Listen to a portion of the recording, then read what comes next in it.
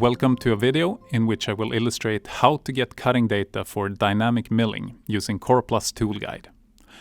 In this example, I am working with a pocketing operation in steel. I'm using a high feed side milling or dynamic milling toolpath, and I want to find suitable cutting data for a tool that I already have in my machine. That tool is a CoroMill Plura 2P370 with a diameter 10. Its maximum depth of cut is 40 millimeters, and to calculate the cutting data, I find and click the button called Calculate Cutting Data. Inside CoroPlus Tool Guide, we see that my tool is already selected, and I can define the material from the material database.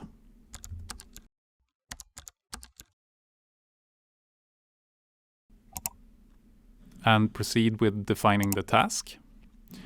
It's a pocketing operation, a rectangular pocket in solid material. The depth of the feature will be the tool's maximum 40 millimeters, and the pocket size is 100 by 30 millimeters with a radius of 15. By activating the dynamic milling feature, we will enable the cutting arc that will determine the engagement. And we can alter the value if we like, but I'm fine with 33 degrees and ready to see the results.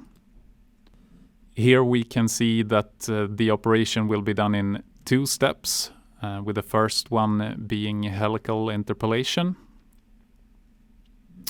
141 meters with a reduced feed, since we're doing helical interpolation. The second step will be the bulk of the machining, 238 meters per minute with a feed of 0.113 millimeters feed per tooth.